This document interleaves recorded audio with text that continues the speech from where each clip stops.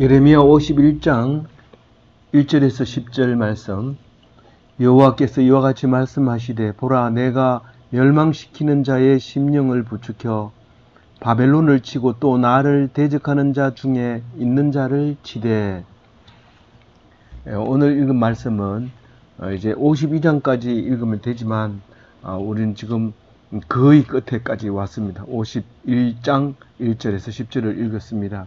오늘 이 말씀은 바벨론은 망하지만 유다인 하나님의 백성은 살아남아서 옳다 인정함을 받는다, 그 얘기를 하고 있습니다.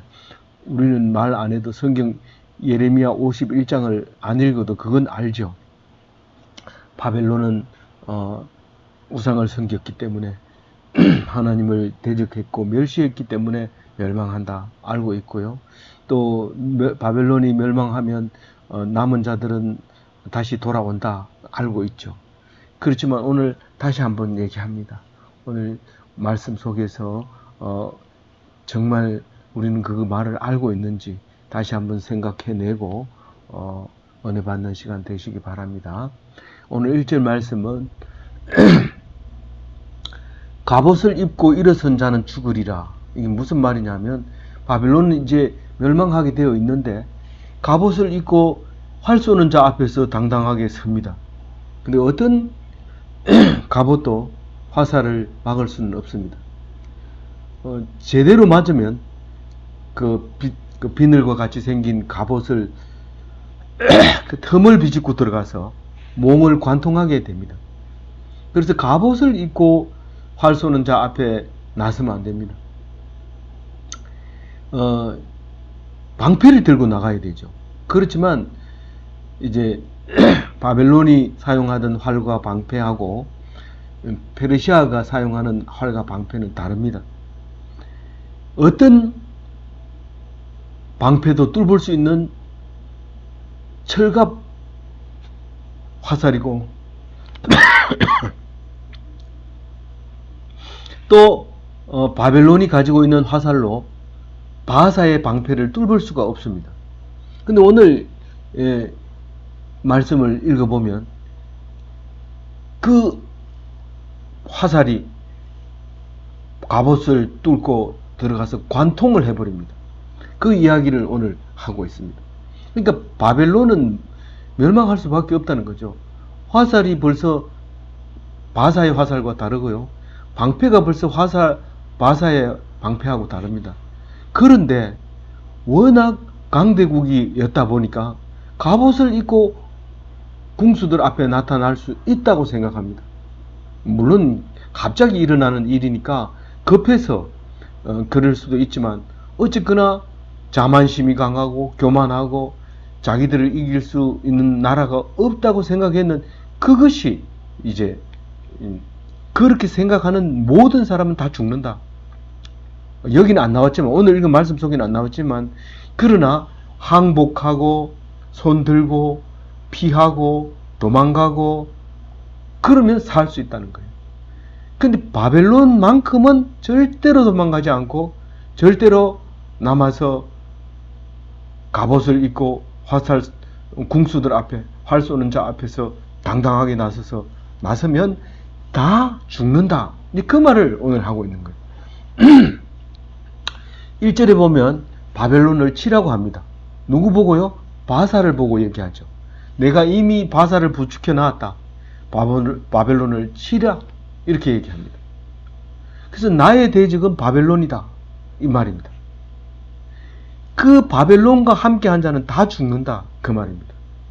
이 바벨론 편에 서 있는 사람은 다 죽습니다. 그래서 바벨론 편에 안 서고 항복하거나 도망가거나 그런 사람은 살지만 바벨론 편에 안 설게요 이러면서 같이 있으면 죽습니다. 오늘 이 자세하게 제일 마지막에 8절 9절에 나옵니다. 그러니까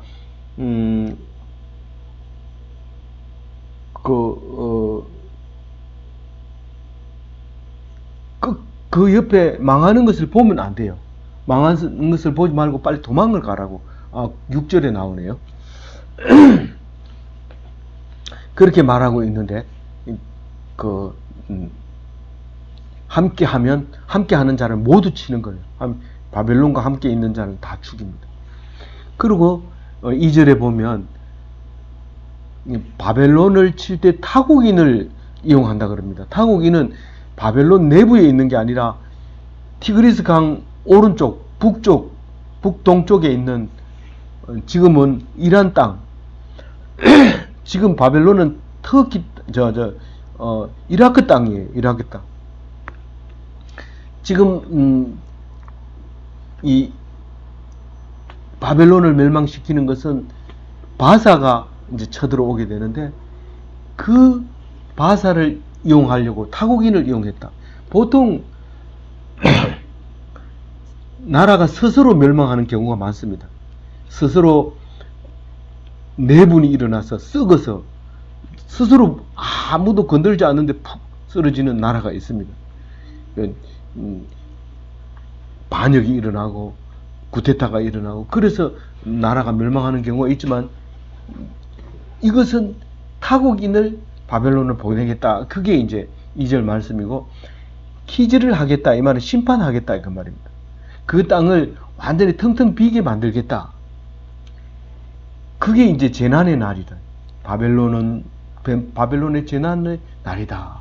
이제 그런 얘기를 하면서 3절에 이제 아까 얘기했던 활을 당기는 자를 향하여 갑옷을 입고 일어선 자를 향하여 쏘는 자는 그 활을 당길 것이라. 갑옷을 입었다고 쏘지 않고 그러지 말고 쏘라는 거예요.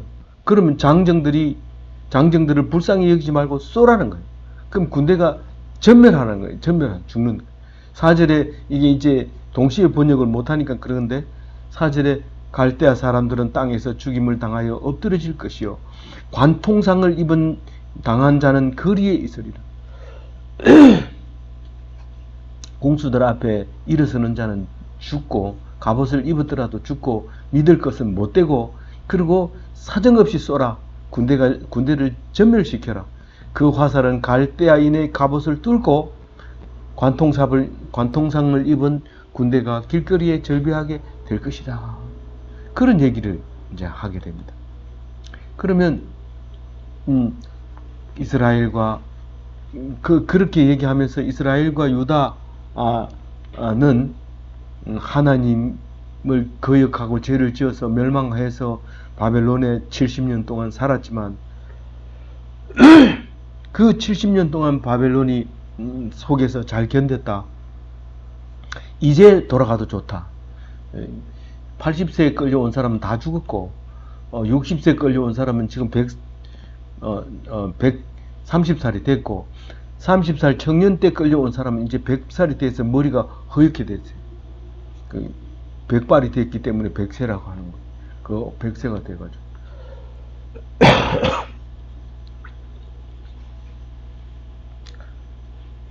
그렇지만 그것을 그냥 놔두지 않겠다. 돌려보내겠다.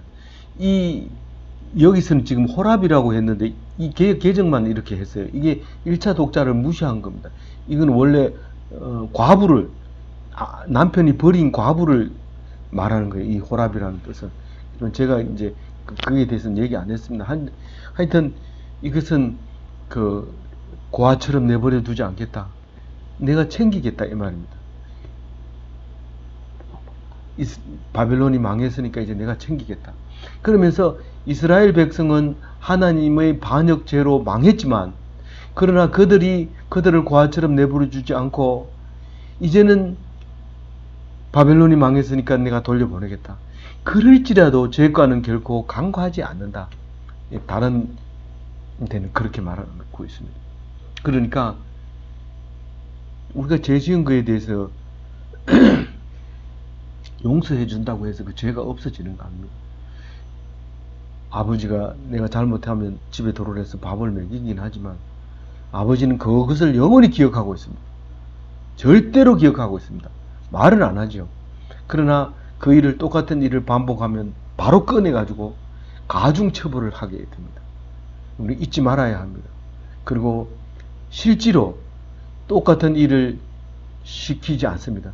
아버지 제가 갔다 올게요. 지난번에 가가지고 어떤 짓을 했는지 아버지는 기억하기 때문에 다시 안 보냅니다. 절대로 안 보냅니다. 강구하지 않으리라. 6절에는 이스라엘 백성 보고 얘기합니다. 분명히 얘기한다. 너는 도망쳐라. 그 얘기입니다. 그 바벨론 망하는 가운데 있지 말아라. 아까 말했죠? 멸망을 보지 말라는 거예요. 멸망을 보고 있으면 너도 망한다는 거예요. 아니 뭐요? 우린 잘못 안 했는데. 아니야. 너희들이 바벨론하고 똑같아. 전혀 다른 거 없어.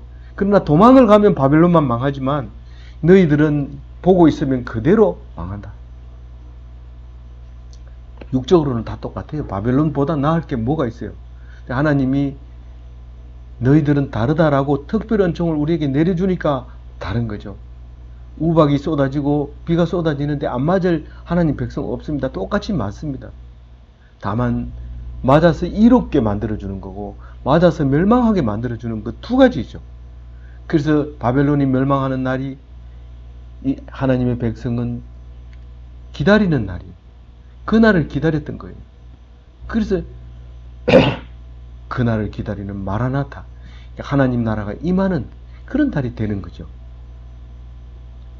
도망간 게 사는 길이고 항복하는 게 사는 길이다. 그들은 죄악으로 멸망할 사람들이다. 그러니까 빨리 도망가라. 그걸 명령하고 있습니다. 우리 오늘 이 말씀을 내 소리로 들으시기 바랍니다. 죄악 가운데 멸망하는 사람하고 함께 있으면 같이 멸망을 합니다. 내가 술을 안 먹더라도 술 먹는 사람 옆에 있으면 그 사람이 운전을 하고 가다 걸려도 같이 있었던 내가 책임을 지게 되고, 술을 먹고 난동을 부리면 그 자리에 있었던 나도 술을 안 먹었더라도 처벌을 받습니다. 빨리 도망와라. 하나님 백성, 예수 믿는 사람은 술집에 가 있지 마라. 거기 멸망할 때 함께 멸망한다. 그렇게 얘기합니다. 술집에 가서 전도하는 목사님의 고백이 나오죠. 뜻은 참 가련하고 세상에 있는 사람보다 술집에 있는 사람을 구원해야 된다 하면서 갔지만 그렇게 우리 마음대로 안 됩니다. 그 자리에 가지 말아야 돼요. 그 사람들이 받는 벌에 함께 받지 않으려면 가지 말아요. 술집도 하나님이 만들었어요. 가지 마라 하면 가지 말아요. 7절 바벨론은 진노의 잔인데 금잔이라고 얘기합니다. 바벨론은 여호와의 손에 잡혀 있어 온 세계가 취하게 하는 금잔이라. 바벨론은 금잔, 이 진노의 잔이긴 하지만 모든 사람이 보면 너무 멋있는, 화려한, 너무도 마시고 싶어하는 잔, 너무도 마시고 싶어하는 잔, 멸망의 잔이죠. 우리가 하고 싶어 죽겠는 게 있으면 반드시 멸망할 자리입니다. 그것을 조심해야 돼. 구분할 수 있어야 됩니다. 이 잔을 민족들에게 그 포도주를 마시게 해서 그걸 마시고 나면 전부 미쳐버려요. 그래서 전부 활을 만들고 화살 촉을 만들고 화살 촉에 묻힐 독을 만들고 방패를 뚫을 화살 촉을 만들고 그렇게 하는 거죠. 미쳐버렸어요. 실성했다.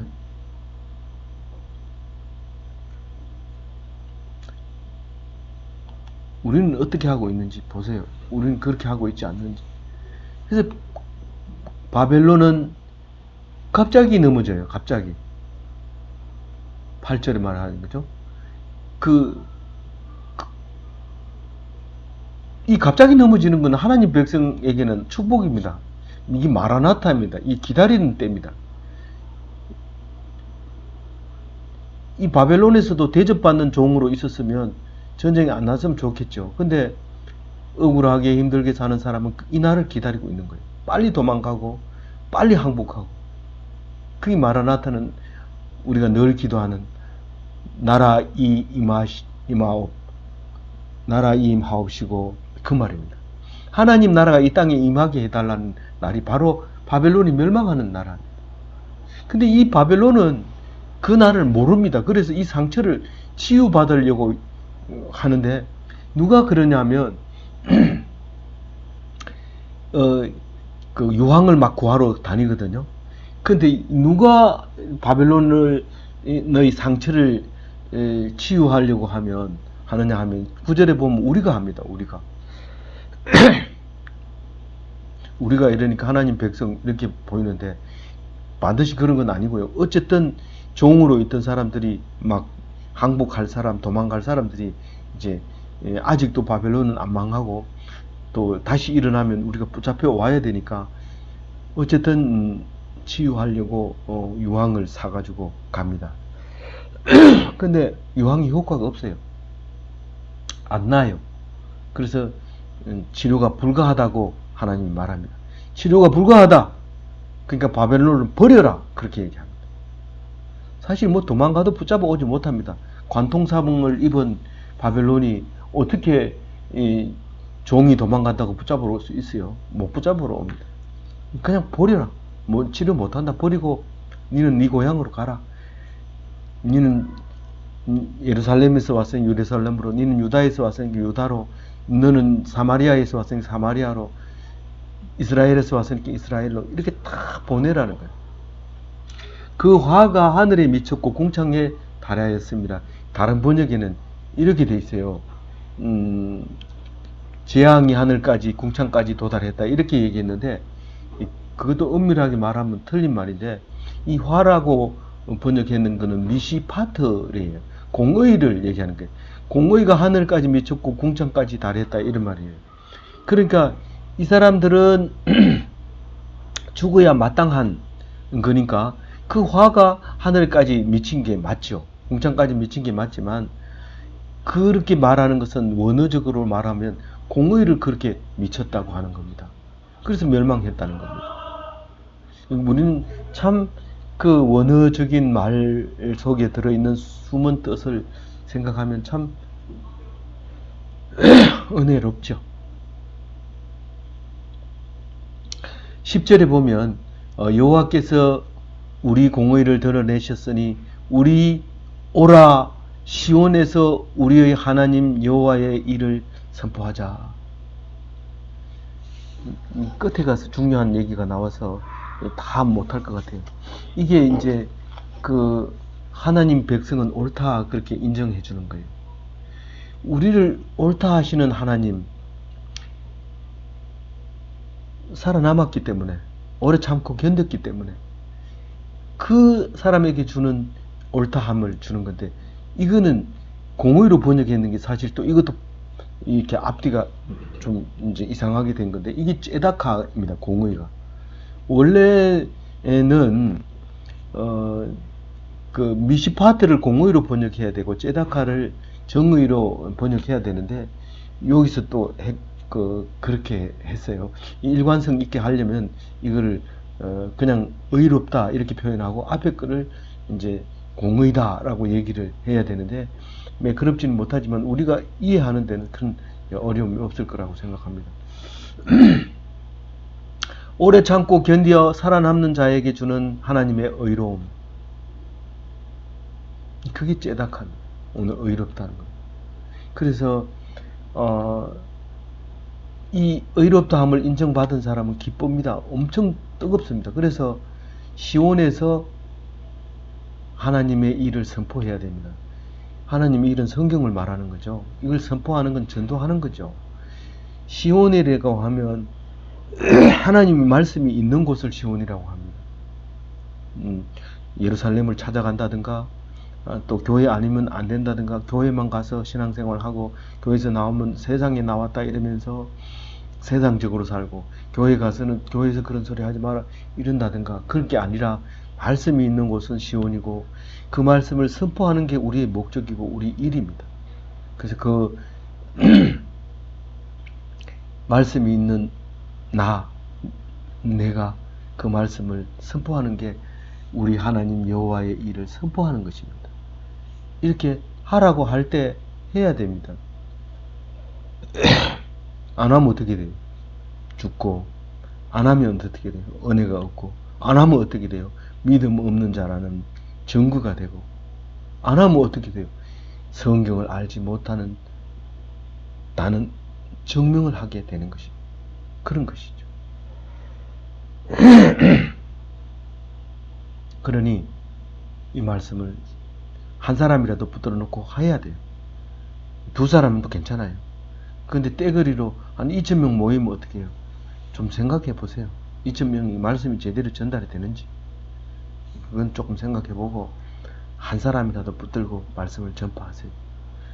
그래서 복받는 그런 기독교인이 되시기를 주님의 이름으로 축원드립니다. 아멘.